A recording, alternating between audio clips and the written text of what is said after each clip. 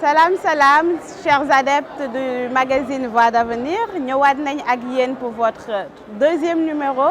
de votre programme où créativité, innovation et persévérance se rencontrent. Alors tey dañu leen indil un numéro spécial ci 31 décembre bi. Nous en profitons pour vous souhaiter une bonne et heureuse année. Tey seen magazine, comme vous le remarquez, nous faisons le tournage, l'enregistrement à la foire de Dakar, la foire internationale de Dakar au CICES. Donc tey plateau bu Allah dawme la ñu leen di waajal et ñu leen di remercier ci seen teewaay, seen taxawaay, seen le fait que ngeen di ñu suivre tout le temps, di ñu bàyyi xel, di ñu topp, ñu ngi leen ci sant, di leen ci gërëm et ça prouve que lu ñu leen di proposer intéressé na leen et nous vous en remercions. Je fais un petit coucou à Charmel Semoko qui n'est pas là aujourd'hui, mais toutes nos pensées vont vers elle. Elle a des obligations ailleurs et ça se comprend. Donc voilà, tey daal suñu plateau xam naa ni narul yomb vu que nous avons des sommités avec nous. Nous avons Fatou Kani, alors qui va se charger de tirer les verres du nez suñu invité du jour bi. Donc voilà, Fatou Kani, je vous laisse vous présenter en attendant. Oui, merci beaucoup Madame Ndiaye. Donc comme ni nga ko waxee, je m'appelle Fatou Kani, entrepreneur là, membre du MEDES, secrétaire permanente du MEDES. Donc c'est un honneur pour moi tey aujourd'hui ma nekk fi ak yéen, bokk ak yéen plateau bi. Merci. Merci beaucoup Fatou. Merci d'avoir accordé de votre temps à ce magazine. C'est un plaisir également pour nous de partager le plateau avec vous. Alors comme pour chaque numéro, duñu bàyyi ni ñu ko daan defee. Donc on va débuter avec Jar Jar, c'est une rubrique préférée, Jar Jar qui retrace le vécu d'un entrepreneur pour inspirer les jeunes, pour inspirer d'autres entrepreneurs. Ensuite ñu jàll ci invité du jour. Invité du jour tey jii ki ñu leen di indil c'est un homme de médias, c'est quelqu'un de très engagé ci li muy def, c'est quelqu'un bu nit ñi ràññee ci pas-pasam, ci fullaam, ci faydaam, ci li muy def. Dinaa leen wax turam ngeen gis ko, ngeen xam ni que voilà entrepreneuriat ak média mënul dem bàyyi moroomam. Donc vous allez le découvrir tout à l'heure. Ensuite ñu jàll ci yeneen rubrique yi nga xam ne moom mooy tax ñu jox leen information yi ñu yor. Donc muy nekk parlons formation, parlons financement. Ensuite rubrique actu entrepreneuriat bi tax ngeen xam li xew ci dëkk bi ak liy waaj a xew ci dëkk bi. Ensuite ñu jàll ci rubrique coup de cœur, coup de gueule. Donc noonu la nar a demee tey duñu ci wéet naam Charmel nekku fii waaye wéetuma tamit parce que madame la présidente est là avec nous comme ni mu koy faral di defee di ñu tete di ñu gunge di ñu teg ci yoon bi ñu xam fan la ñuy teg suñu tànk. Donc pour la rubrique Jar Jar, alors tey Jar Jar s'est intéressé à une femme, une battante du nom de Yaay Tako Thiam ñu gën ko xam ci Tako Linguère Event muy koo xam ne gëm naa ni milieu bi secteur entrepreneuriat, secteur coaching kenn du ko fa présenter. Donc je vous laisse juste découvrir son parcours, découvrir ce qu'elle a d'intéressant à partager avec vous et on revient sur le plateau.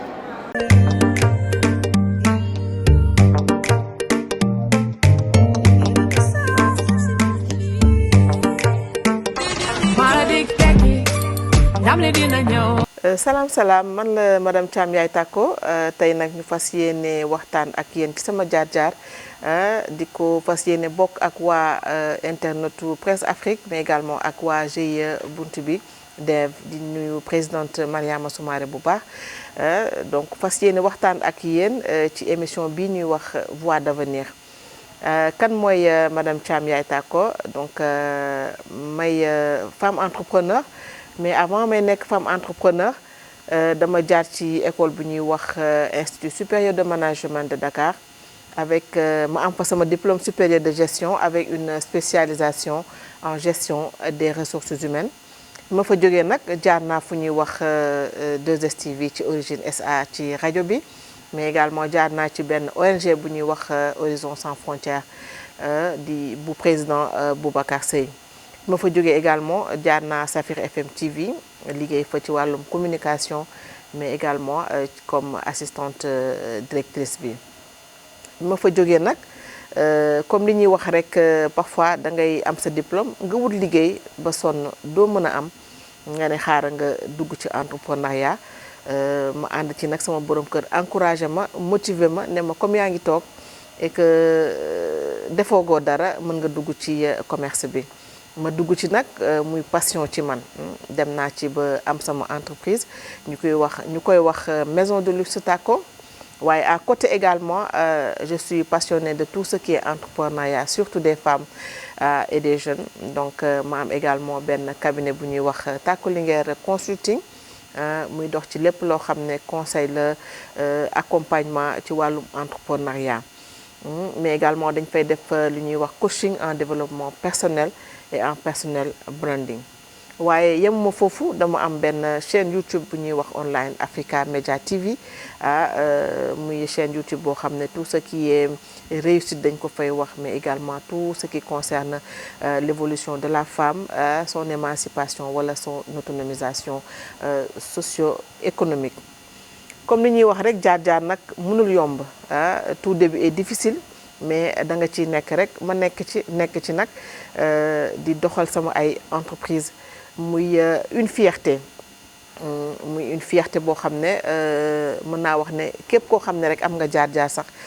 fierté la mais parfois jaar-jaar bi mu am métit mais métit yooyu daf lay permettre nga avancer daf lay permettre nga xam fi nga bëgg a yegg mais daf lay permettre également nga xam ne liñ naan dara yombul mais ci métit boobu ngay xam ne fi nga jëm foofu mooy yoon bi. En général dañuy wax le chemin est difficile mais c'est le difficile qui est le chemin. mooy que ni métit bi nga xam ne moom ngay jànkonteel moom moo lay wan yoon bi ba ngay avancer petit à petit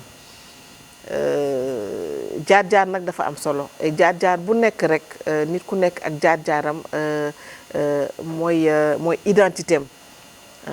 mu métti di nga xam ne man fii laa jaar mais mu neex wala mu yomb également di nga wax ne fii laa jaar. ci biir jaar-jaar bi également parfois di nga am accompagnement mais accompagnement bu njëkk bi mooy sa entourage dafa am solo ci doomu aadama dafa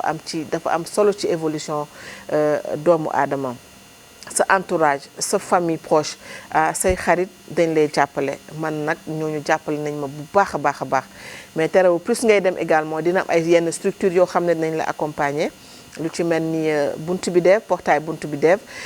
moom nga xam ne lépp loo xam ne promotion de l'entrepreneuriat des femmes et des jeunes partout dans le monde ci lay dox mais également ñu ànd ci ak DER wala ak Jokkol ak waa ànd nañ ci également ak waa Jokkolaps vraiment ci sama évolution par rapport ak sama entreprise. waaye nag su loolu yëpp weesoo dama yor benn plateforme bu ñuy wax jigéen ñi ñun jigéen ñi muy plateforme boo xam ne dañ fay dajale jigéen ñi di waxtaan ak ñoom di leen di former di renforcer seen capacité mais également di organiser parfois ay exposition vente pour ñoom aussi ñu ñëw fësal li ñuy jaay pour nit ñi également ñu xam ne jigéen ñi kat ñu ngi yëngatu ci dara dinañ leen motiver. dinañ leen encourager mais également dinañ leen accompagner parfois ci wàllum li ñuy wax micro financement. bépp évolution wu personnel wala professionnel dina am noo war a taxawee pour mu jëm kanam donc il te faut du courage il te faut de l'abnégation il te faut également li ñuy wax une confiance en soi loolu moo lay permettre gëm-gëm boobu moo lay permettre nga mën a avancer nga gëm ne man fii ma jëm dinaa fa yegg. nga gëm ne la réussite également c'est pour tout le monde ñi keneen mën a réussir wala ñeneen mën a réussir yow personnellement noonu nga mën a réussir donc yooyu noonu ñoo ma permettre ma gën a jàpp xam ne mën naa concilier également vie professionnelle et vie familiale mais également mën naa concilier lépp loo xam ne commerce la mais également yeneen entreprise yi nga xam ne yor naa ko gëm naa ko te xam naa ne mën naa ko def incha allah. conseil bi may jox nag jeunes yi ak les femmes entrepreneurs mooy que ni il faut du courage comme ni ma ko waxee léegi ku nekk na gëm li muy liggéey ku nekk na gëm boppam mais également ku nekk na def lépp loo xam ne rek dina ko permettre mu mën a gën a ñoŋal li ñuy wax xam-xamam mën-mënam wala potentiel am wala compétence am. Parfois da ngay am benn compétence benn potentiel mais da ngay def tout rek ba nga koy gën a yokk ngay gën a informé wu di def ay recherche te loolu léegi yomb na li ñuy wax le digital ay opportunité kese la am na ay inconvénients mais opportunité yi ñun moom la ñuy saisir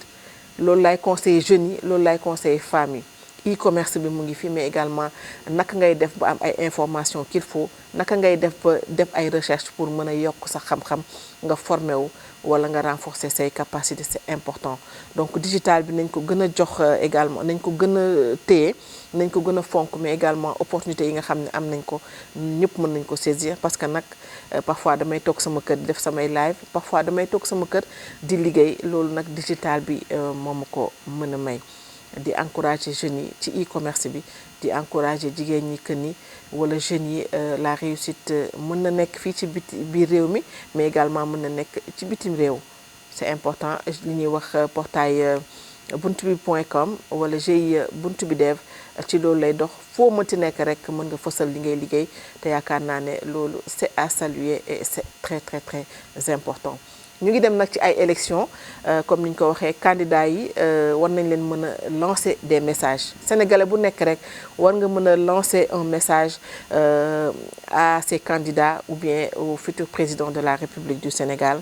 di leen di wax ne nañ gën a jàppale ndaw ñi nañ gën a jàppale jigéen ñi nañu déglu jigéen ñi nañu déglu ndaw ñi que ñuy dem vers les femmes les jeunes les associations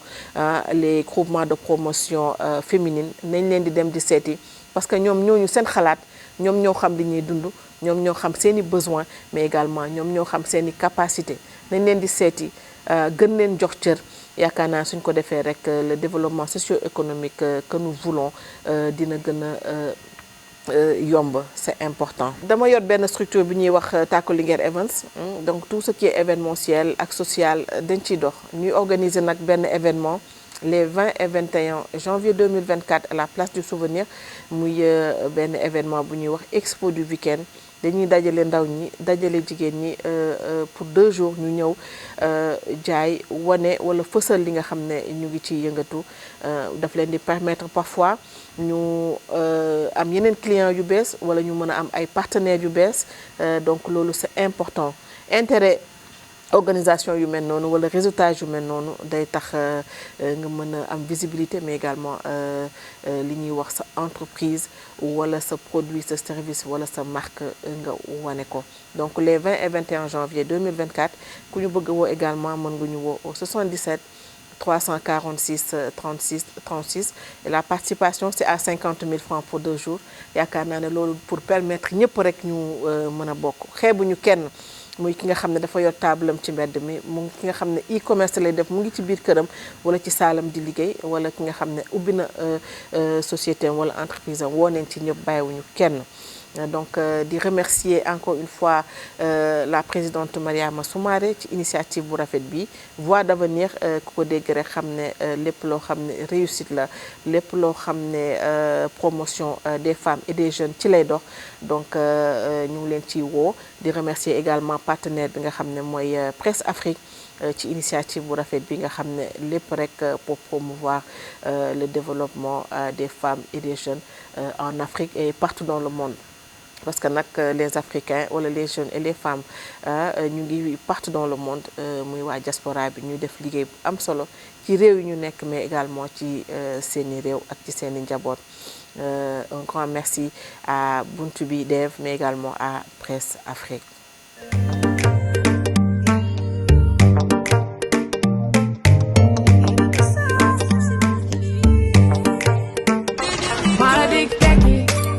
Aïcha ñoo ko gisandoo donc man j'ai juste envie de dire machallah pour ces mots d'encouragement que Yaye Thiam a bien voulu partager avec nous jeunesse africaine femmes africaines donc ñuy di ko sant di ko gërëm d'avoir accepté notre invitation ci rubrique Jaar Jaar d'avoir partagé avec nous ces mots-là d'encouragement. Donc sans plus tarder xanaa ñu jàll rek ci rubrique bi ci topp ndax xam naa ni tey moom suñu gan bii nii li mu ñu fi waajal ak Fatou la mu ko nar a waxloo xam naa ni daal dina ala doome donc rubrique invité du jour la ñuy dem. Alors moi je veux vous rappeler que si on arrive à tourner ce magazine, si Buntu Dev arrive à réaliser ce projet, c'est parce que on est en partenariat avec Presse Afrique xam nañ ko bu baax moom benn média la boo xam ne vraiment mu ngi def liggéey bu am solo ci réew mi et vocation wam gëm nañ ni entrepreneuriat am na ci wàll bu am solo donc tey ñu am mbégte di accueillir sur le plateau du magazine Voix d'avenir monsieur Ibrahima Lissa Faye qui est le président bien qu'en fin de mandat de l'association de la presse en ligne. Alors monsieur Faye qui sera interviewé par madame Fatou Kani donc xam naa ne loolu warul mën a yomb.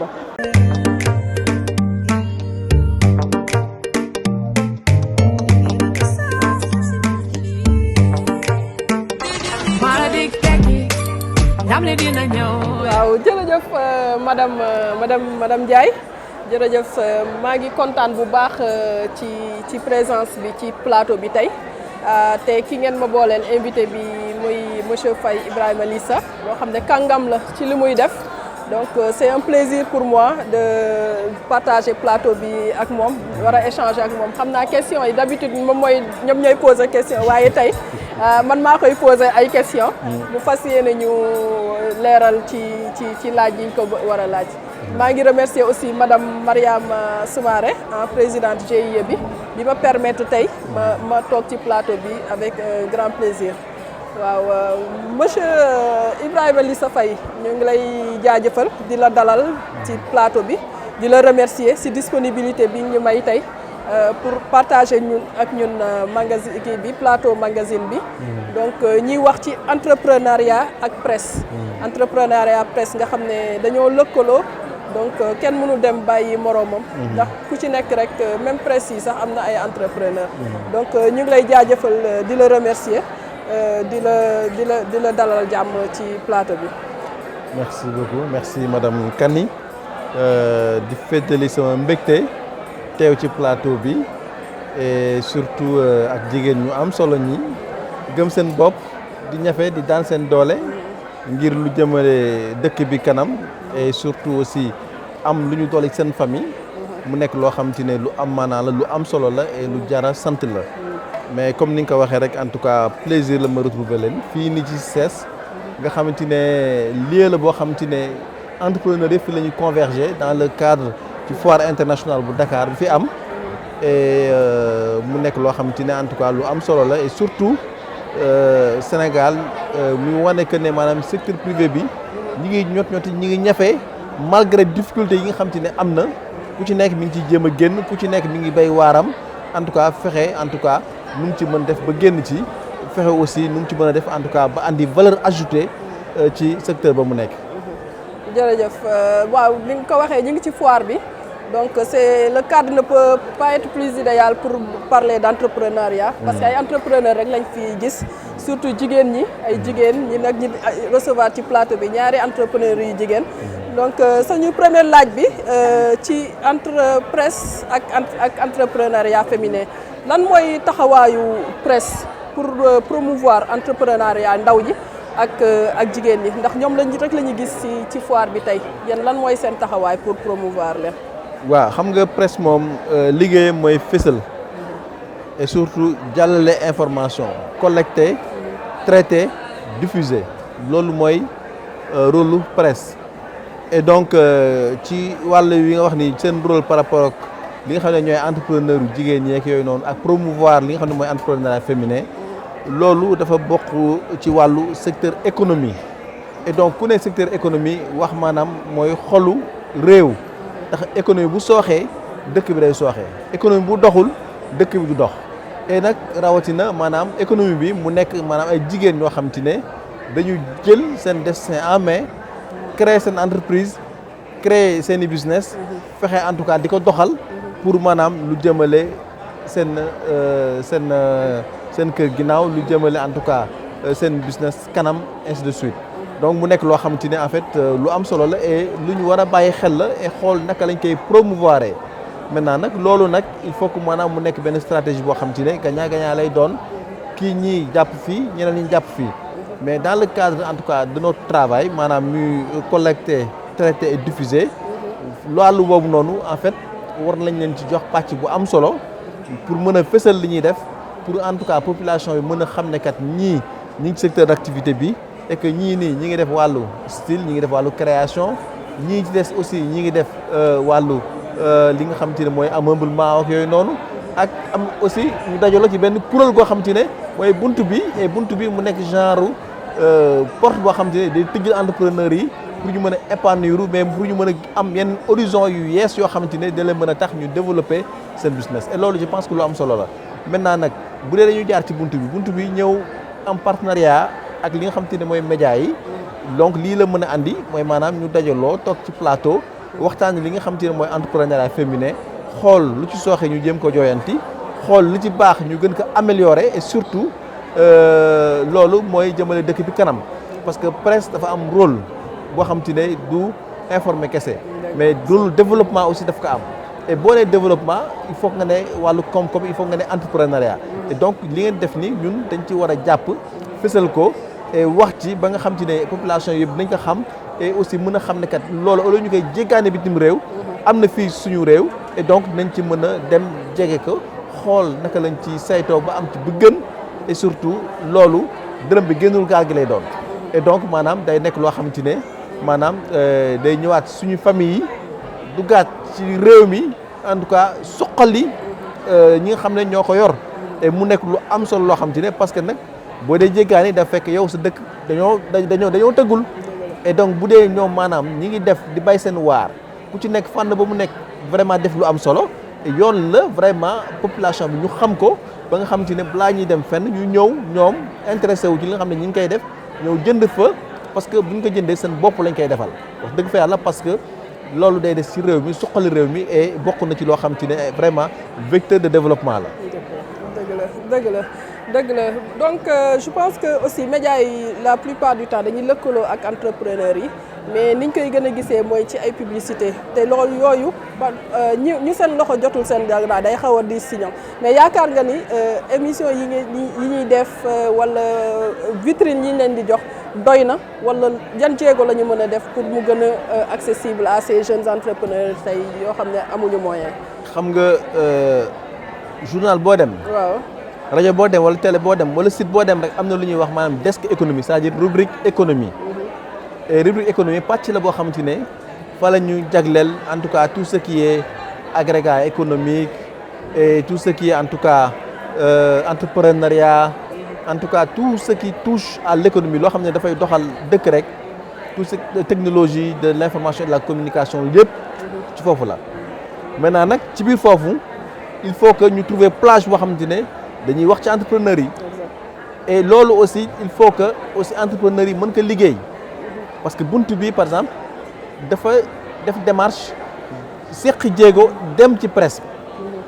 moo tax tey jii nii lii mën a am et partenariat bi mu nekk loo xam ne lu wéy la et bu dañ ci ne maanaam ñii di entrepreneurs yi ku ci nekk def na noonu je pense que mu nekk aussi partenariat boo xam ne ku nekk dina ci gis boppam et loolu lu am solo lay doon. lu am solo lay doon et mbir mi aussi dëgg la lu ci bëri affaire publicité la ñuy xalaat mais aussi balaa nga naan naam ne fa ndaxte bu dee maanaam ñi nga xam ne ñi ngi leen di jàppale li leen fësal saay su nekk buñ dul dugal dara ci gafa gi bu yàggee damay ragal bu yàgg entreprise ba tëj donc nag parfois nag lu ñuy jàppale yoon la ñu comp as tuut dugal ci gafa gi comme ça voilà et puis parce que ñun ay entrepreneur lañu te leen maanaam charge yi wekku seen mbagg moo wekku suñu mbagg bu weer deewee dañuy fay ay salaire dañuy fay location dañuy fay ay facture et dañuy fay impôt dañuy fay IPRES caisse sécurité sociale donc boo boole loolu yëpp bu denti ne maanaam da ngay def ay partenariat yoo xam ne du kii dafay xaw a sooxe et donc moo tax nag en fait baax na ñuy am genre yi nii di tijji plage yi nga xam ne ñooy entrepreneurs yi di leen jox micro ñuy wax effectivement seen i jafe-jafe et aussi ba yem ci benn domaine kese fexe mu nekk domaine yu bëri parce que boo xoolee quand même bunt bi je pense que am na ay kii yu bëri yu ci nekk secteur yu bëri yu ci nekk et donc ñooñu ñëpp ku ci nekk am na wàll ci émission bi et ku ci nekk war na mën a wax ay jafe-jafe wax ay avantages am wax naka lay def pour développer secteur am. waaw dëgg la su ma déggee ci sa wax donc kenn mënul dem bàyyi sa borom. dëgg la même presse bi si seen bopp sax yéen ay entrepreneur ngeen. donc ci biir ngeen nekk. voilà donc damay jàll ci beneen question bu ma lay bëgg a laaj mooy yan jafe-jafe ak la entrepreneur yi di jéggi wala di am di jànkantool bu ñu bëgg a atteindre presse bi bu ñu bëggee jot ci presse bi pour mun a fësal seen bopp. xam nga pour man jafe-jafe bu njëkk déjà mooy ouverture xam nga il faut que maanaam entrepreneur yi ñu créer ay cadres yoo xam te ne dinañ mën di inviter presse bi di ñëw di saytu ñoom li ñuy def et di ko mën di fësal mais cadre yooyu noonu bu amulee day jafe et leneen li aussi mooy que ne maanaam bu dee da nga nekk ci benn secteur muy di ameublement mu di BTP wala mu nekk wàllu stylisme wala mu nekk wàllu couture ak mode ak yeneen yi c'est-à-dire li ngay def aussi yoon la parfois maanaam nga def porte ouverte wala it nga dem nga lëkkaloog ci mel ni bunt bi mu organiser événement wala ñu lëkkaloog ñoom aussi ñi nga xam ne ñooy waa ADPME wala yeneen structure état bi pour maanaam ñu mën a wax ci li ngeen di def c'est-à-dire am na ay occasion yoo xam te ne ñii di responsable communication yi ñi nga xam te ne en tout cas seen xel màcc na tuuti ci wàllu presse wala communication mën nañ leen ci jàppale ba nga xam te ne presse bi dinañ ñëw couvrir wala jox leen micro bi wala def ay interview ak yéen parce que mbir mi en fait bëri na possibilité yoo xam ne am na en dehors de activités yi mën nañu ñëw def interview comme mën nañu ñëw def reportage ci li nga xam ne moom ngeen di def parce que am na gis nañ fi ay femmes mécaniciens gis nañ fi ay femmes entrepreneurs et yoo xam dañuy def affaire bâtiment yooyu te xam nga loolu bëriwul et donc yoon la ñu def maanaam portrait de femmes yooyu noonu et je pense que sax 8 mars bii di ñëw loolu war nañ intéressé wu ci femmes yi nga xam ne soit ñi ngi ci mécanique bi wala ñi ngi ci BTP bi parce que loolu bëriwul lu ci bëri ay góor lañ ciy gis te dañu ne monde caïman la ba nga xam ci ne jigéen ñemewuñ ko trop mais bu amee jigéen ñoo xam ne ñeme nañ dugg ci monde boobu noonu jafe-jafe am compliqué ñooñu war nañ leen a dem tendre leen la perche génn leen wan leen opinion bi ñu xam ne kat am na ay entrepreneur ñu nekk ci BTP bi jigéen ñu bay seen waar. donc fësal leen gën leen may baat. am nañu benn membre GIE bi du nom de Thiondi Diop elle est entrepreneur en BTP donc vraiment mu xarañ si lu muy def Sister Thiondi on te fait un gros coucou si GIE bi la bokk day sol casquette am sol ay basket am dem sur le terrain dem chantier di ko ñafe di ko wane ni que voilà fenn fépp fu góor mën a dem moom jigéen mën na fa dem et elle fait de belles choses ay tabax yu dëgër ndax jigéen tamit ay bi mu mën a am góor du ko mën a am à 100% donc da ciy baax des fois jigéen ñi di wane seen bopp di dugg si yenn secteurs yi. menuiserie bi yaa ngi def ay affaire yu doy waar yoo xam ne loolu yëpp mën a fësal xam ne jigéen léegi du ay yenn métiers yëpp la mën a nekk comme ni nga ko waxee BTP ak yow mii nekk ci ameublement bi di décor di defar waaw derrière donc voilà yaa ngi ci biir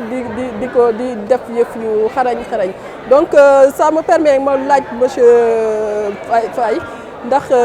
lan la presse bi war a mën a def jéego yu mu war a def pour soutenir nos entrepreneurs yi jigéen ñi ak ndaw ñi pour ñu mën a fësal gën a fësal seen visibilité yan aide ngeen leen war a mën a andil ndax vous avez mis en place des mécanismes ci seen organisation yi ngeen di gérer wala ci presse organe de presse yi ngeen nekk. waaw xam nga maa ngi ko doon wax léegi nii xam nga en fait lii di femme entrepreneur yi. dafa nekk loo xam ne lu am solo la parce que boo xoolee li ci demee ne ay CNES. xool lu ci demee ne ay CNP. même MEDES. yooyu yëpp ay góor a ko jiite. et pourtant am na ay femmes yoo xam ne yi ngi ak ay entreprises yu am doole.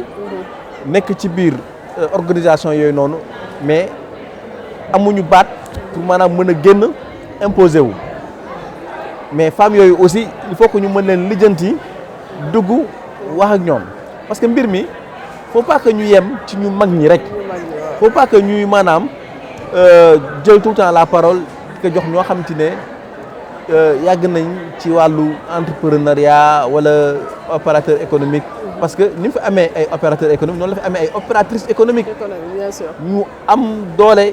di bay seen waar di def liggéey bu mucc ayib. et tey jii nii boo ñu soxla woon lever fonds nii léegi mën nañ génne benn 10 milliards teg ci table mais jigéen ñooñu ñu ci bëri kenn leen dégg.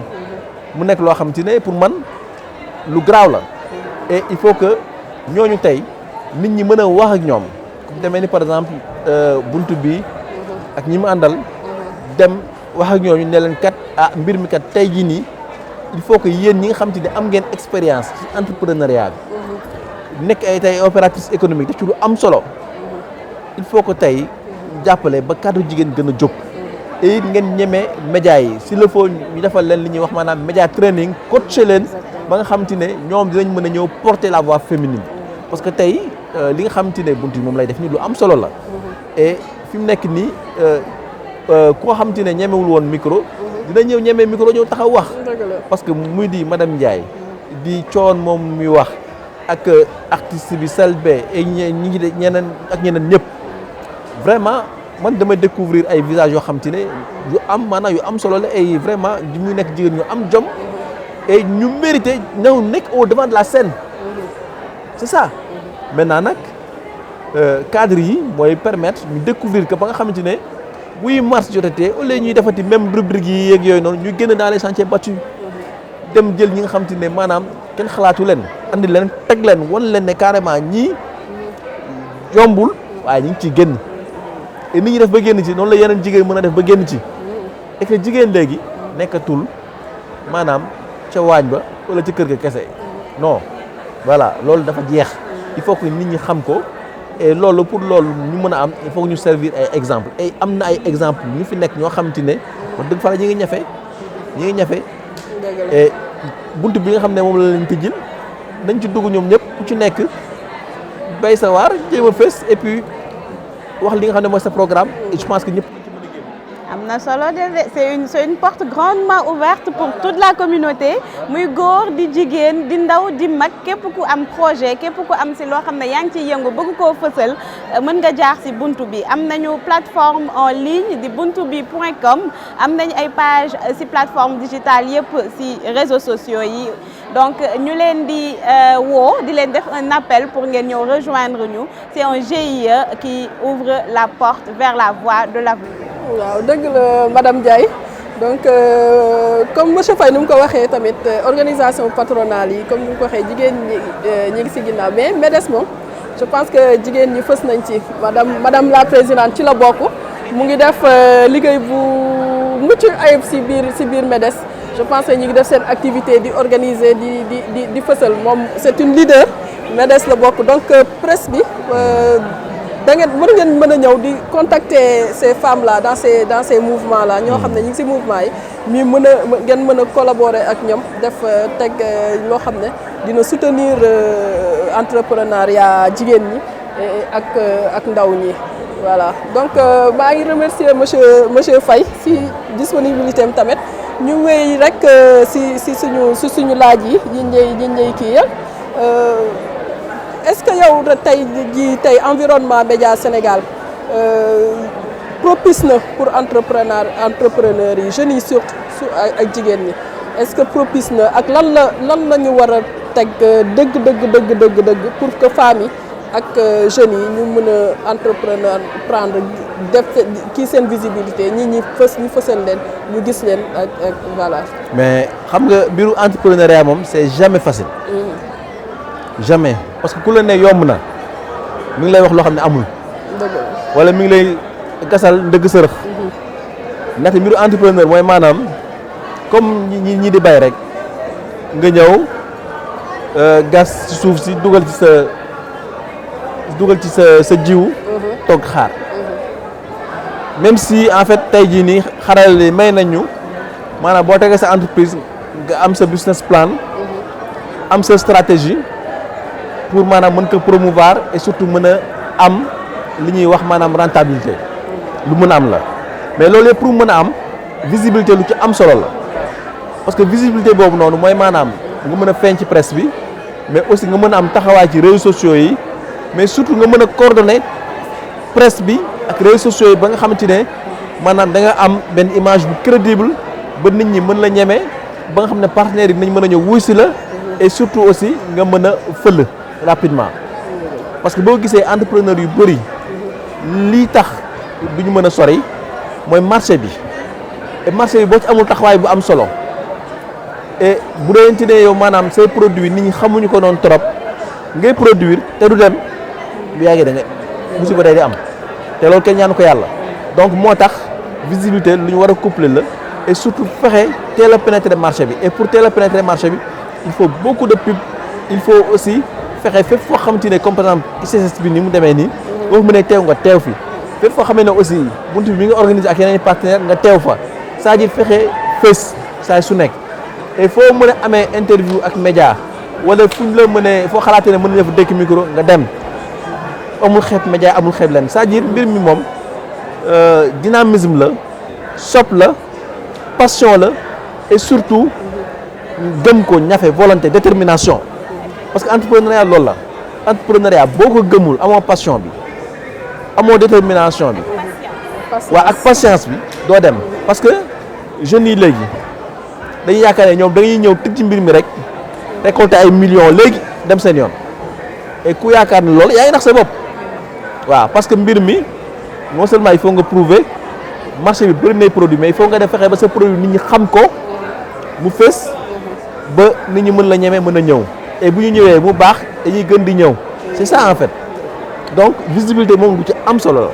mais visibilité bi aussi lu jar a travailler la am stratégie bu leer boo xam te ne dina la mën a permettre nga mën ci génn waaw et loolu yëpp lëkkaloo yu mel nii moo koy andi lëkkaloo yu mel nii moo koy andi ak fépp foo xam ne mën nga fa fës nga dem fa teew fa fës fa loolu rek la. waaw yaakaar naa ni buñ koy déglu dañuy xam ne entrepreneur mooy wax. entrepreneur au-delà de l'homme de média du patron de presse entrepreneur mooy wax te ba pare mu ngi soutenir entrepreneuriat jigéen je pense que conseil yu mu fi joxe tey awa je pense que tey membre GIE yi déglu ngeen ko bu baax j'espère bien. wax bi am na solo et je sais que déglu nañ ko je sais que dinañ si tirer profit. balaa ñuy continuer j'aimerais bien dire que tey plateau bi dañu fi ànd ak borom Eva Style moom habillé donc Yaay Khady Guissé elle est là elle est la promotrice de la marque Eva Style moom moo habillé aussi madame la présidente li ngeen may gis may faral di sol muy rafet ngeen di ma ko laaj moom mii moo koy ñaw donc man ma bëgg a ñëwaat nag si monsieur Faye li mu wax sànq am na lu am solo lu ma si retenir mu attirer sama attention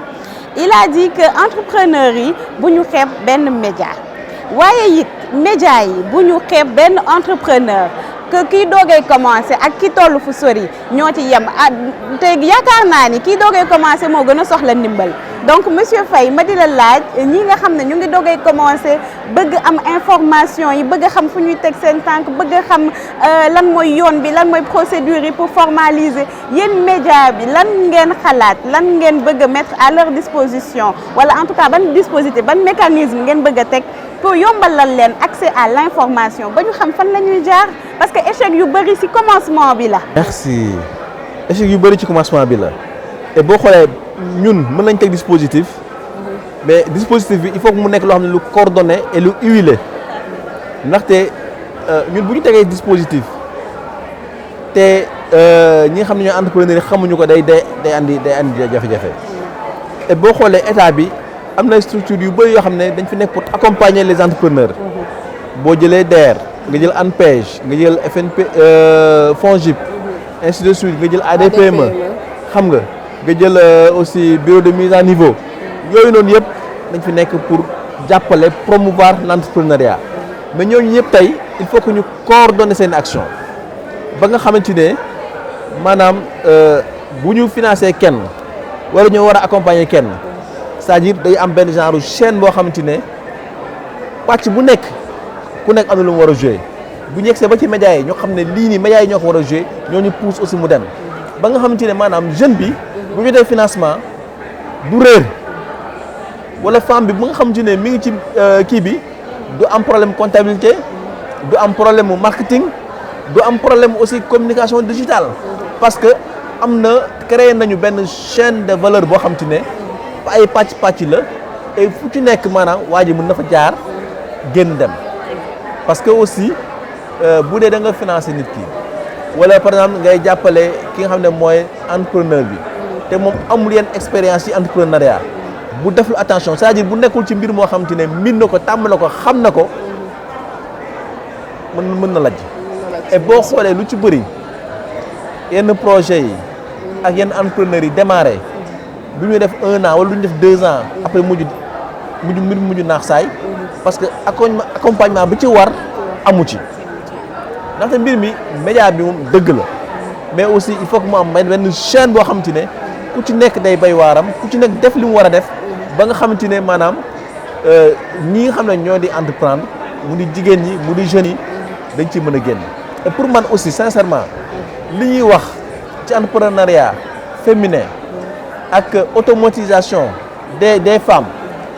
des na et ça mérite une grande campagne nationale ak fonds yu am solo yoo xamante ne maanaam voilà et des actions très bien coordonnées ba nga xamante ne maanaam mbir mi day jóg mais là on le sent pas encore et tant qu'on le sent pas du ñu dem fenn c'est ça la vérité et il faut que état bi bu conscient que ne maanaam aussi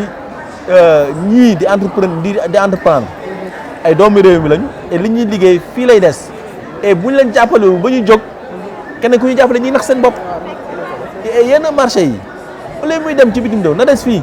et puis aussi ku ñu jox marché nga fexe aussi ba doxal ko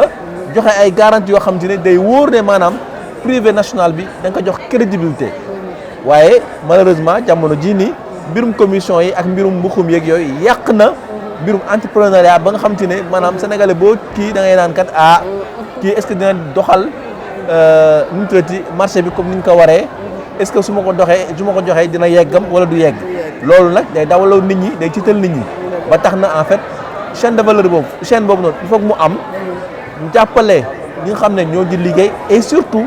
ñu def fonds yu bëri ci automatisation des femmes jàppale jigéen ñi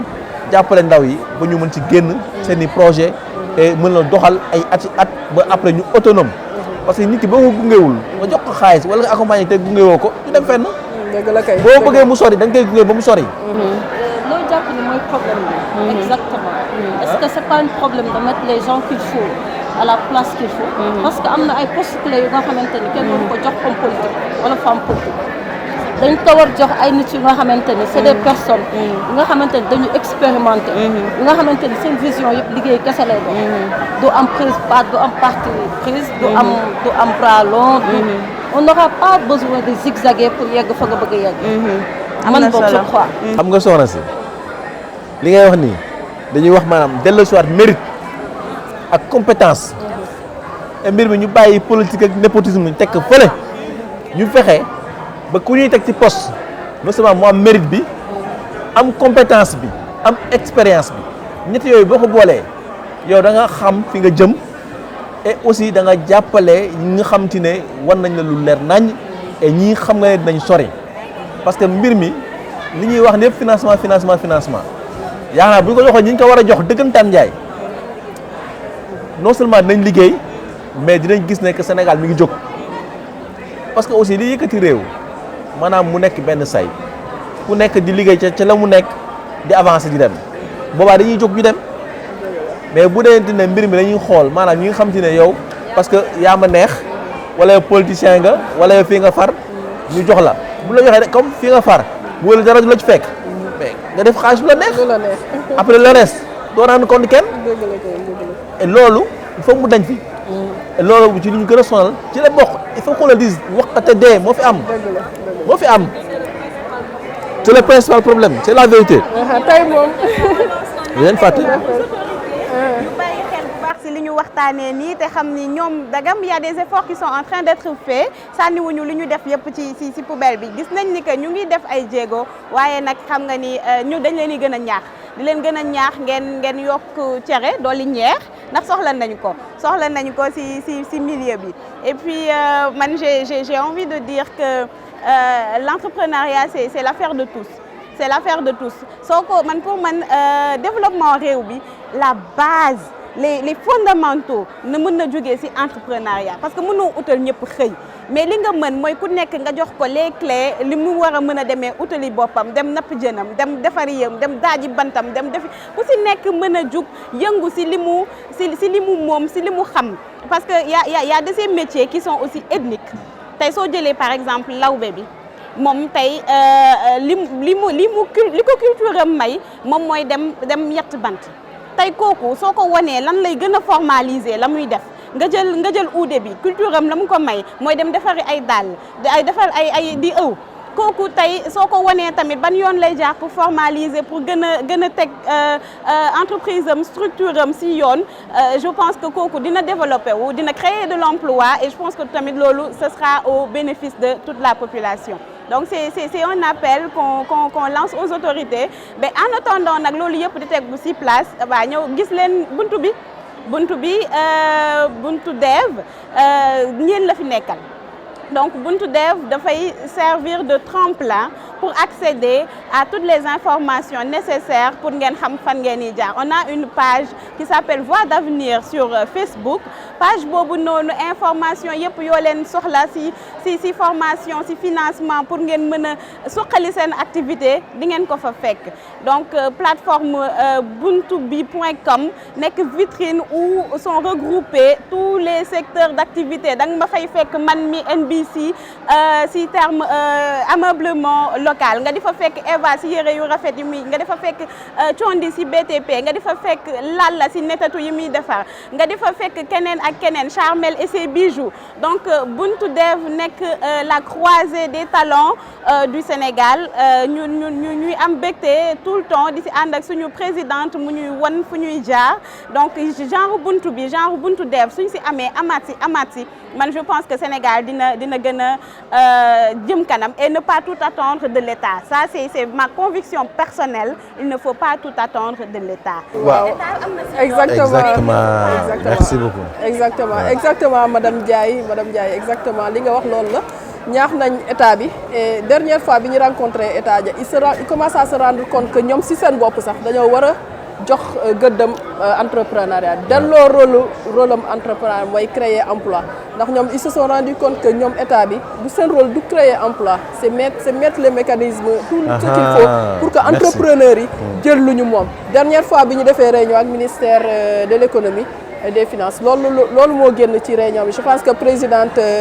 madame Soumaré mu ngi woon ci réunion boobu représenté na leen dignement tey moom plateau bi dafa neex je pense que tey plateau bi neex na ndax ay entrepreneurs rek ñoo fi toog te boo gisee lu tax mu gën a neex mooy média mooy tax ba entrepreneurs yi fës waaw donc c'est quelque chose boo xam ne day intéressant day indi link bi dafa fort ndax média bi moom ci boppam mi fësloo entrepreneur yi moom ci boppam entrepreneur la voilà merci beaucoup monsieur Ibrahima Lissa Faye ñu ngi lay jaajëfal ci teewaay bi mais balaa ñu pare dañ lay wax nga ban conseil ngay jox tey entrepreneur yi jigéen ñi ak ndaw yi fi toog ñi ngi ci foire bi tey mais aussi ci plateau bi tey yan conseil nga leen di jox pour ñu accéder ñu fësal seen entrepreneuriat ñu réussir ci seen entrepreneuriat. mais surtout ñu gën a am gëm-gëm am passion ci li ñuy def am détermination bañ a bàyyi parce que entrepreneuriat moom ci premier mois yi da nga daj lu nekk waaw premières années yi da nga daj lu ne da nga gis lu nekk mais boo ragalee ba bàyyi rek lépp yàqu na mais boo dee gëm nga foncé nga ñafe et surtout aussi taxawut ay partenariat bu nekk mën a am lu mu andi da nga mën a avancer mais surtout tijjeeku bañ a fermé wu parce que fermé wu jëmelul kenn kanam et boo tijjee ko même bu dee lu ndaw la sax mën nga for fenn mu jëmale la kanam et surtout aussi que état bi fonds yi nga xam te ne ñu ngi fii ak possibilité accompagnement yi am ñu gën ko baral gën ko tijji ñëpp mën ci am seen wàll parce que ñii di ñoo joti seen côté te maanaam seen i fonds propre la ñuy ñafee gisuñu état gisuñu kenn bëri nañu et man foofu laa respecté vraiment jigéen ñi ak surtout yenn jeunes yi parce que nee nañ du ñu dem fenn fii la ñuy toog ñafe réussir fii et mën na nekk et gis nañ fi ñun fi ñoo xam ne def nañ ko fi donc pourquoi pas yéen ñëpp et vraiment di jaajëfal bunt bi di jaajëfal ñi nga xam te ne ñoo ko composé di ay entrepreneur yu am jom yu am maanaa et surtout di leen ñaanal vraiment business bi muy gën a kawe saay su nekk et que aussi état bi mu gën a parce que je pense que c'est une première plateforme quand même qui s'occupe de l'automatisation des femmes et surtout qui travaille dans le secteur de l'entrepreneuriat féminin et donc war nañ ko gën a mën a dooleel en dehors de état bi les autres partenaires aussi war nañ mën a ñëw teg seen loxo mu avancer parce que boobaa kat damay dégg projet yu bëri ñuy wax entrepreneuriat féminin automatisation des femmes mais booy jàppale da ngay jàppale koo xam ne au moins mi ngi jéem dara jàppale ko moo gën a yomb dem fekk koo xam ne saa waay mi nga fa toog deful dara nga bëgg a jàppale bu jóg mënta nekk donc nañuy jàppale ñi nga xam ne ñi ngi jéem ñooñu dinañu dem ñooñu mën nañ dem waaye ku toog deful dara nga bëgg a jàppale sànni sa xaalis la. waaw jërëjëf je pense que tey moom jàngat bi bare na jëlee nañ ci enrichissement bu bare monsieur Faye ñu ngi lay remercier ci disponibilité bi générosité bi surtout parce que partager say connaissances ay conseils ci ndaw ñi ak surtout jigéen ñi générosité la donc madame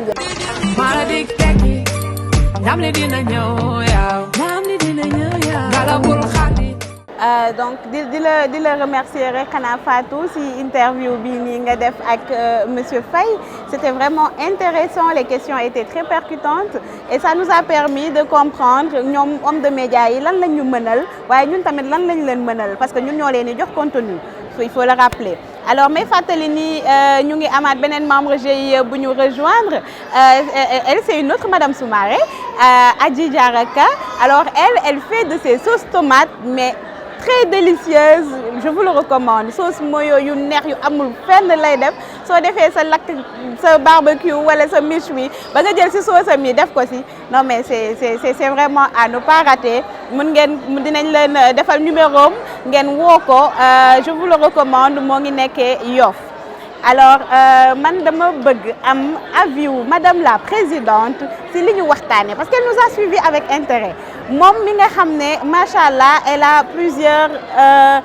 talents plusieurs cordes à son arc macha allah donc moom elle est très bien placée pour comprendre tout ce qui a été dit entre médias ak entrepreneuriat madame Soumaré madame la présidente. Merci beaucoup madame Ndiaye ma fille. Merci beaucoup Fatou Kani. J'étais de l'autre côté en train de vous regarder dérouler mais dama kontaan dama kontaan si yéen de sorte que franchement awma lu ma ci teg parce que question yi ma doon xalaat yëpp posé ngeen ko vous avez été exhaustive wax ngeen fi ay points yu am solo seen invité bi tamit di koo xamante ne du ku ndaw Birame Lissa Faye ñëpp xam nañ ko dans le monde des médias instrument bu mu yore tamit mu di Presse Afrique c'est très important donc ñëpp xam nañ ko donc voilà du ma def lu may gërëmati leen sant leen kontaan ci yéen kontaan ci ni ngeen tenir seen numéro comme j'aime à dire mag ñi leen bunge xale yi. Félicitations les filles. Merci beaucoup. Félicitations pour votre invité et bravo. Merci beaucoup Madame la Présidente. Merci si générosité bi ak bi ñu invité ci plateau bi tey.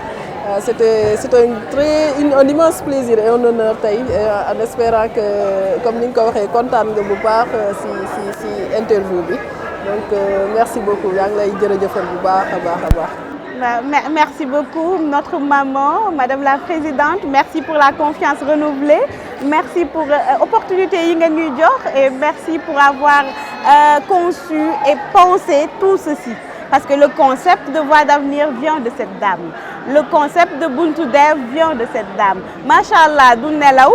nekkul lu dul di xalaat di réfléchir di bind à plusieurs reprises dañuy échanger si digg xaaju guddi ay 2 heures du matin mu naan ma fille j'ai une idée ma fille il faut que je note ça ma fille il faut qu'on déroule ça ñun loolu daf ñuy may courage daf ñuy may détermination parce qu'on sait que duñu wét si benn yoon on sait que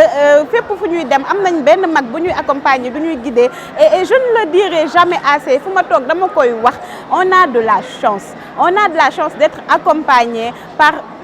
une boule de sagesse. C'est une boule de sagesse. C'est quelqu'un qui a vécu, am expérience, am jaar-jaaram, am lu mu jot a réaliser ci àdduna mu ne je vais prendre des jeunes, ma copte leen, ma teg leen ci voie de l'avenir. Xam loolu c'est important. Donc merci beaucoup, merci maman.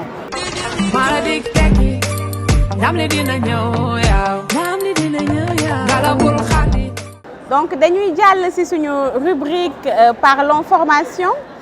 comme pour chaque numéro Voix d'avenir daf leen ni indil information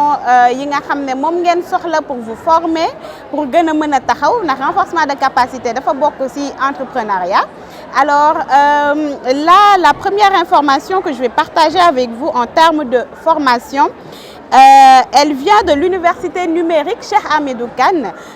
Alors université numérique Cheikh Hamidou Kane dafa am une unité de gestion de la formation continue. Alors donc dafay délivrer des formations initiales et des formations continues et la formation continue dafa nekk ci appel à candidature actuellement. Donc dañuy seet des professionnels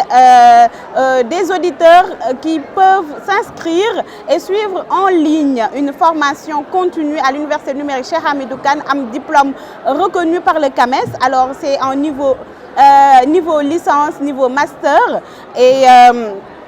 un certificat aussi yu ñuy mettre en place par cette université-là, Université numérique Cheikh Hamidou Kane moom moo nekkoon UVS, Université virtuelle du Sénégal. Alors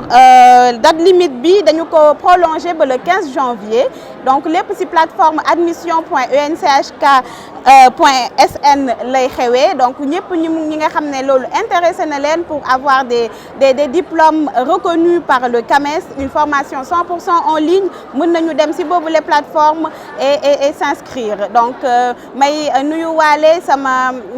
natango yi sama collègue université numérique Cheikh Hamidou Kane. Alors l'autre information en termes de formation, c'est l'appel à candidature pour la session 18 en ligne de YALI. Alors YALI, donc c'est une session 100% en ligne. Nous vous invitons à vous inscrire parce que les candidatures sont ouvertes jusqu'au 15 janvier ñoom tamit et pour s'inscrire il faut aller sur le site yaliafriquedelouest.org nga inscrire ça te permet d'être formé, ça te permet de bénéficier d'un réseau ou en tout cas d'intégrer un réseau de leaders parce que déjà ñoom formé nañ 5739 jeunes passionnés et actifs dans 25 pays d'Afrique subsaharienne francophone, lusophone et hispanophone. Donc formation boobu nee nañ c'est une occasion unique de développement personnel et professionnel et c'est gratuit et c'est grâce au soutien des partenaires au projet comme Agence des États-Unis ak CESAC. Donc ma di leen invité ngeen inscrire aussi boobu les formations YALI je pense que nit ñi dañu koy dégg et que xam nañu ko et c'est important de se former, c'est important de cibler ce genre de formation pour renforcer suñu ay leadership.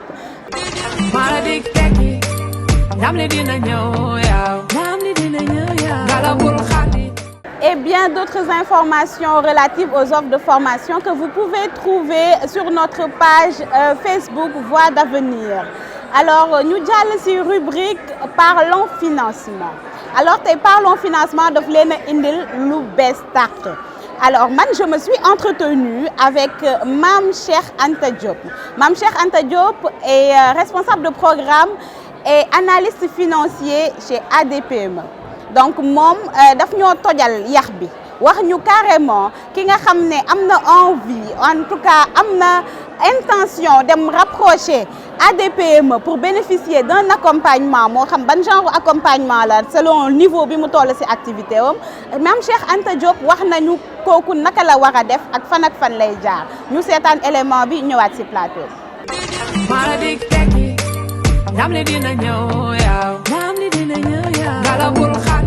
Donc moi c'est Mame Cheikh Anta Diop, chargé de programme, analyste financier à la DPME. Donc pour rebondir sur ce lac, donc je vais essayer de vous expliquer la procédure pour bénéficier d'un accompagnement à la DPME. Aujourd'hui, ADPME mooy le bras opérationnel de l'État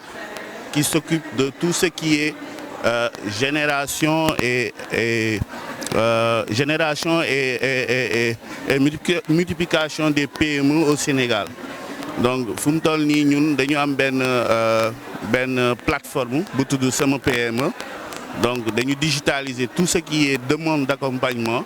Donc tey ku bëgg def benn demande au niveau de l'ADPME, que ça soit d'ordre finance, donc à partir de cet entretien-là la ñuy def benn évaluation. Donc évaluation boobu moo ñu permettre ñu mën a xam niveau de formalisation entreprise bi pour mën ko orienter ci programme yi nga xam ni moom la ñu yor wala ñu orienter ko ci suñuy partenaires banques yi wala yeneen structures yi. Donc procédure bi noonu lay demee. Donc bu ñu ñëwee ci wàllu accompagnement bi dañ ko diviser en deux parties. Donc am na accompagnement boo xam ni c'est technique, am na accompagnement boo xam ni c'est financier. Donc accompagnement technique bi c'est beaucoup plus sur la formalisation. Donc xam na tey bu ñuy xool entreprise yu bari Sénégal fii dañuy am difficulté ci wàllu formalisation. Donc accompagnement technique boobu booy xool ci loolu la gën a concentré mooy relever niveau de formalisation entreprise bi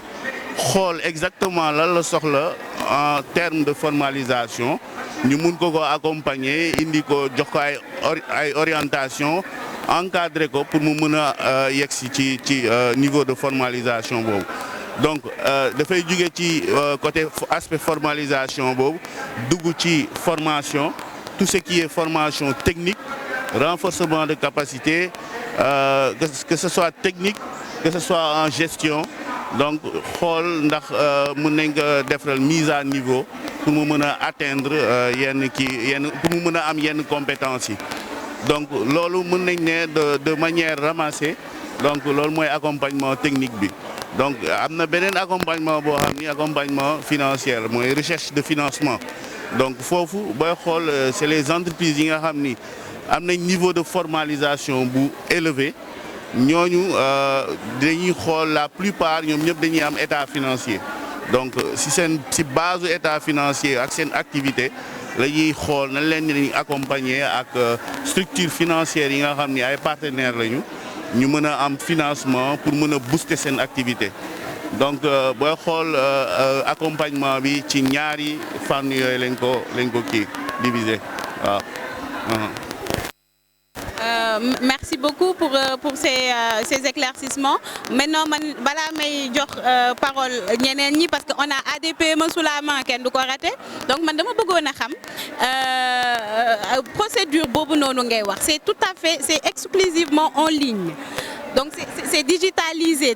c'est ce que j'ai cru comprendre de li nga wax. Et l'autre question mooy ndax on a l'assurance que dinañu ñu accompagner quel que soit le niveau d'avancement de suñu état financier parce que tamit xam nga ni compter boo gis ci benn lay commencer mënoo tëb rek nga am fi nga egg il faut justement ñu accompagner la pour nga mën a am foo egg ba am état financier bi digne de ce nom donc ma bëggoon a xam ADPME lan la réserver entreprise yu ndaw yi doogee door tollaguñu fenn amaguñu yenn chiffre d'affaires yi lan la leen mën a defal pour accompagner leen pour ñu booster seen activité entrepreneuriale merci.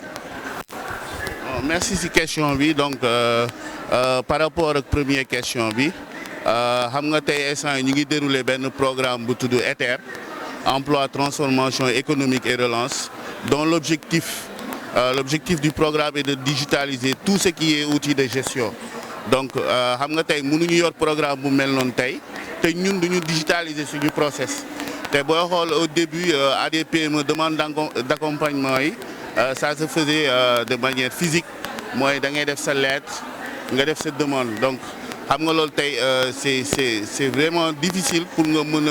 a orienter ku nekk xam voilà traiter dossier yi et tout donc de ce fait ñu am benn outil sama PME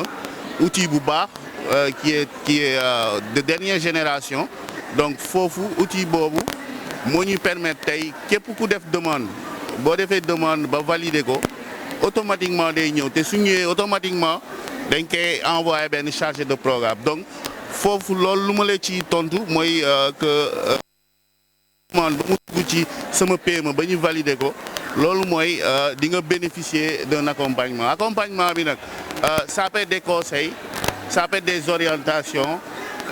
mën na nekk tamit ñu gis ni am nga potentiel ñu dugal la ci benn programme donc accompagnement bi dafa ëmb lu bëri donc ak lu mu métti boo duggee sama PME ba am numéro référence di nga am entretien te di nga bénéficier d'un accompagnement donc ça moom c'est sûr voilà léegi pour rebondir ci beneen question bi mooy que entreprise donc ñun amuñu xaaj ak seen ci entreprise yi que ça soit nga am chiffre d'affaires bu élevé wala chiffre d'affaires bu moyen donc dañ lay accompagner que ça soit yaa ngi door a débuter di door a démarrer sa activité dañ lay accompagner ci business plan dañ lay accompagner ci ay orientation choix juridique entreprise bi donc dinañ la orienter ci lu bëri donc ça veut pas dire que tey sa activité démarré gul donc que doo bénéficier d'un accompagnement parce que tey ñun loolu mooy suñu liggéey mooy génération d'entreprise te génération d'entreprise fu muy commencer mooy ci porteur de projet idée bi bu am donc idée boobu noonu moo am bu ñëwee tey dañ koy jéem a matérialiser accompagner ko pour mu matérialiser ko ci business plan après accompagner ko ci processus de formalisation bi donc ce qui veut dire que ça soit démarrer nga activité bi wala démarrer woo activité bi soo defee demande dinañ la accompagner ci conseil orientation encadré la voilà. Quel que soit le niveau d'avancement du projet intervenir su fekkee kooku inscrire na si sama PME xanaa balaa may jox ñeneen ñi askan wi adresse lan mooy site bi pour que ñu mën a inscrire s'il y a un numéro de téléphone ñu partager ko on veut du concret on veut que vous soyez accessible on veut que la terre entière puisse bénéficier de ce que vous offrez comme service parce que yéen a ngi def liggéey bu am solo mais ñëpp joteewuñu si ndax xëy na yëguñu wala xamuñu ñu bëggoon nag ñun tamit voie d'avenir comme loolu mooy suñu objectif ñu informer ñu mën a rendre accessible les informations lan mooy adresse bi ak si lu gàtt si lu terre à terre pour que même ki nga xam ne niveau jàngam soriwul mu mën a xam nan lay def ba jot si yéen. Non pour dugg ci sama PME c'est facile je pense qu'aujourd'hui ñëpp am nañ téléphone wala ordinateur donc accès internet donc ñëpp am nañu accès internet donc soo duggee Google nga tapé sama PME rek automatiquement di nga gis lien bi donc boo cliquer ci lien bi rek da lay dugal ci page d'inscription bi donc boo inscrire ba pare da ngay suivre après nga def demande bi boo defee demande nga envoyé donc c'est facile dañ ko def de telle sorte que du soxla ngay am yenn niveau yi ci internet pour inscrire wala su fekkee da nga am difficulté pour inscription mën nga ñëw au niveau de l'agence donc je pense boo duggee tamit ci site bi di nga gis adresse bi ak numéro téléphone bi boo wootee accueil dinañ la wuyu orienté la suñu adresse nga ñëw am na foofu ay techniciens yoo xam mën nañ la accompagner nga def inscription def sa demande facilement donc de toute façon dina am benn chargé de programme bu lay woo defal la entretien ça moom c'est sûr donc maintenant nag après chronologiquement ñuy def traitement yi dañuy yegg ci sa demande donc booy xool dafay am benn numéro de référence donc on reçoit énormément de demandes mais on fait le maximum pour faire les traitements à 100%. Donc c'est sûr que vous serez contacté et vous allez avoir un entretien, ça c'est sûr.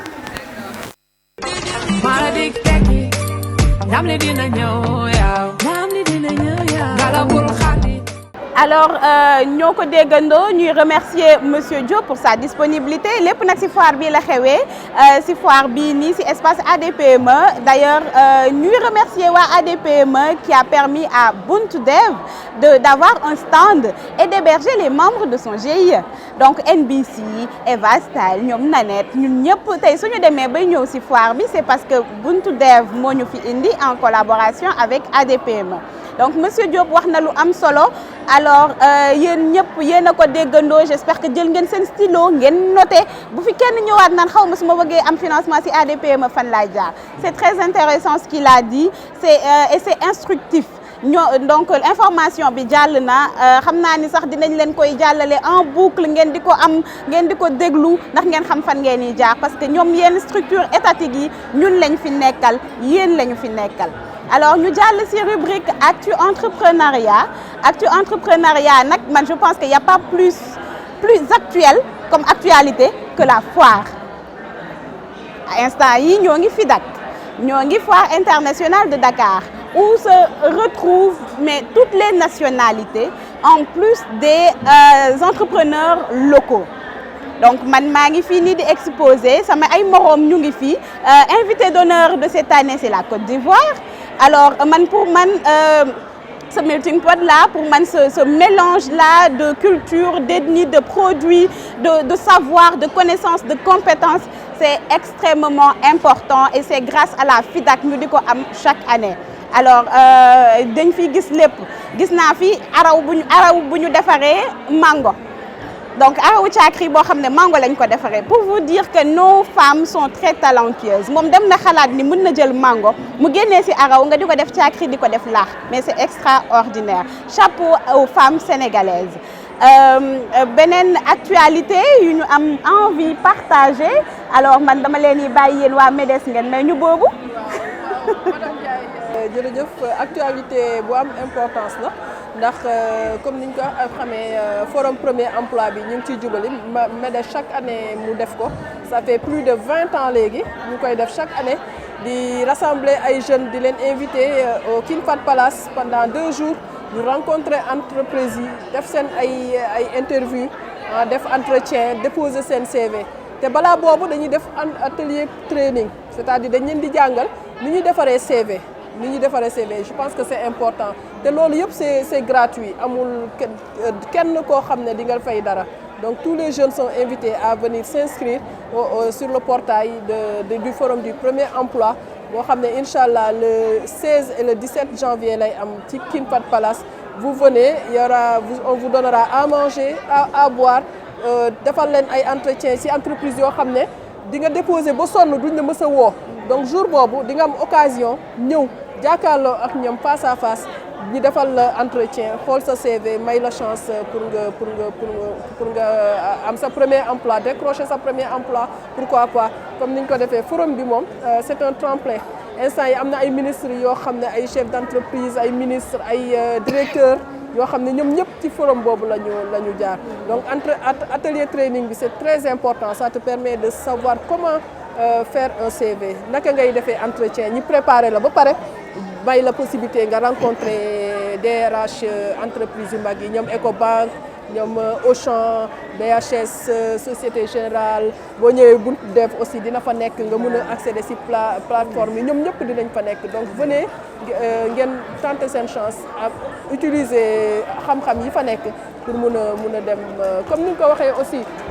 foire bi c'est un lieu d'entrepreneuriat boo leen ñëwee tous les organismes sont là ADPME DER jël ñëw leen jël ci information yi ñëw leen jël ci information yi surtout jeunes yi ak famille ngeen xam possibilité yu am pour mën a entreprendre ak mën a développer seen entrepreneuriat boo leen toogee seen koñ di jaay rek doo leen kii faut aller comme monsieur Faye ni mu ko waxee suñu invité bi il faut aller vers l'information et y a pas meilleur lieu que foire bi tey nga xam ne ñoom ñëpp dañ fiy daje et c'est très rare nga gisandoo leen ñoom ñëpp parce que da ngay paas dem fii paasaat dem fee loolu dafa kii mais mën nga boo ñëwee ci foire bi DER nga fi fekk ADPM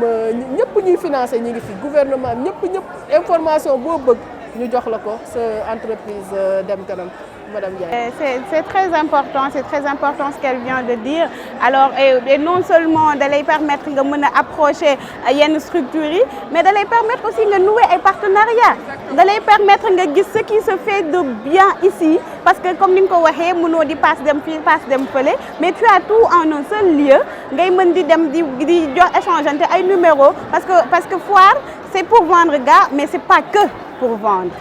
L'intérêt de participer à des salons, à des foires, c'est de pouvoir nouer des partenariats. C'est important nañu ci bàyyi xel bu baax et forum du premier emploi boobu noonu bi MEDES di organiser c'est très important ma di ci woo tous les étudiants de l'université numérique Cheikh Hamidou Kane yéen ñi nga xam ne yéen a ngi en fin de formation ñun gaa ñu ngi leen di accompagner ak suñu dispositif d'insertion professionnelle mais loolu doyul dañ leen di ñaan di leen ñaax ngeen di participer ci activités yu mel noonu di participer ci foire yeeg ci salon yi pour di mën a gis yenn opportunités yi su ngeen toogee rek seen ruq opportunité yi duñu leen fekk ci de yéenay dem vers les opportunités et tenter seen chance bañ a xeeb dara bañ a yàkkamti également. Très intéressant alors ñu fàttaliwaat leen rek Tako Linguère Events bi nga xam ne dégg nañ ko sànq ci rubrique jaar-jaar bi di am au mois de janvier ñu ci woo tamit entrepreneurs yëpp parce que c'est très important pour réseautage mais également pour visibilité. Alors ñu daal di jàll ci rubrique coup de cœur mais man rubrique coup de cœur bii nii dama ciy kontaan parce que dañu am benn potentielle adhérente ci suñu GIE bi alors elle s'appelle Fatou Bintou elle est admirative de tout ce qu'on fait elle veut adhérer le GIE donc tey mu ñëw fekkee tey ci foire bi suñu tournage numéro ñu ne ko kaay ñun képp ku ñëw rek dañ lay tàllal micro boole la ci mbir mi ñun buntu bi moom képp ku ci bëgg a jaar rek da ngay dugg alors coup de cœur lay doon Fatou Bintou promotrice de la marque Fabi Racine di def senteur yu baax yu neex xam naa ni moom ak Nanette moom kër gu ñu bokk xet ba dina neex donc ñu di la dalal di la wax nag nga wax ñu sa coup de cœur pour ñu mën a terminer l'émission en beauté Fabi. salaamaaleykum maa ngi nuyu ñëpp di kontaan tey ji ci waa Buntu Dev di nuyu madame Ndiaye madame Soumaré sama sœur bi nga xam ne moom sama idole la di CEO Eva Style man nag may Fabi Racine yore marque bi ñu naan Fabi Racine nekk ci entrepreneuriat di promouvoir aussi l'autonomisation des femmes di kontaan tey ji ci foire bi parce que lii nii rek mooy jëmale kanam réew mi économie dëkk bi parce que les femmes sont braves. Il y a des femmes qui sont braves qui sont ici di yore seen entreprise yi di ko doxal ñu leen di laaj tamit du gën leen jàppale di leen gën a promouvoir comme li ko monsieur Faye waxee sànq ci wàllu presse bi et tout di kontaan aussi sama sœur nga xam te ne tout le temps c'est une personne qui me pousse vers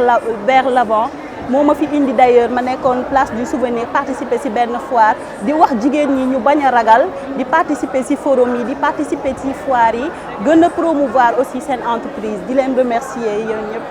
merci. Machallah en tout cas on est ravis de t'accueillir buntu bi moo ngi fii pour yow so adhésion moom xam naa ni madame la présidente daf koy valider léegi waaw voilà parce que. Bah voilà, machallah. Vraiment, nous leur souhaiter une bonne et heureuse année 2024, que cette année soit une année de réussite, une année d'accomplissement, une année pour ramener tous vos projets, tous vos rêves, même les plus utopiques, se réaliseront, Inch'Allah. En tout cas, c'est ce que je vous souhaite, c'est ce que je souhaite à moi-même et c'est ce que je souhaite à mes sœurs et mes frères du GIE Buntu Dev. Vraiment, merci pour la disponibilité. Merci Fatou, merci beaucoup vraiment. Kontaan nañu. À toi et plein succès à membre GIE bi yëpp ak ñeneen entrepreneurs yu bokkagul laay wax parce que ñëpp dinañ bokk incha allah Buntu Dev ku ko gis rek ku ko yëg di nga ñëw bokk ndax buntu la soo buggee dem comme ni nga ko waxee formation continue entrepreneur moom formation continue la rek boo ko deful rek sa entreprise doit évoluer. Merci beaucoup à vous tous mesdames et bonne et heureuse année à vous. Merci. Bonne année. Alors madame la présidente ñu bàyyi la nga tëj. Voilà, comme je disais, bonne et heureuse année Awa. Bonne et heureuse année Fatou. Merci beaucoup. J'ai été très contente de t'avoir comme guest dans ce numéro. Bonne et heureuse année Mahadi, Eva Guissé, Eva Style. Allez, un gros coucou à notre ambassadrice Charmel Dieng qui est en ce moment très prise. Donc voilà, nous pensons à elle. Nous lui souhaitons joyeuse année, bonne et heureuse année. Et bonne et heureuse année à tout le monde. GIE, plateforme, assemblée générale, ceux qui sont ici, ceux qui sont à l'extérieur, nos futurs partenaires, nos futurs adhérents, l'équipe technique, Presse Afrique dans son ensemble. Voilà, nous vous souhaitons une bonne et heureuse année à Ibrahim Elissé Faye, le manager, à l'ensemble de l'équipe technique dirigée par notre jeune frère Gomis, talentueux technicien, très souriant, très disponible. Franchement, tout le bon à toute l'équipe de Presse Afrique. Nous sommes heureux de nouer ce partenariat avec vous. Donc, bonne et heureuse année à tout le monde et à très bientôt, Inch'Allah. Merci, à bientôt.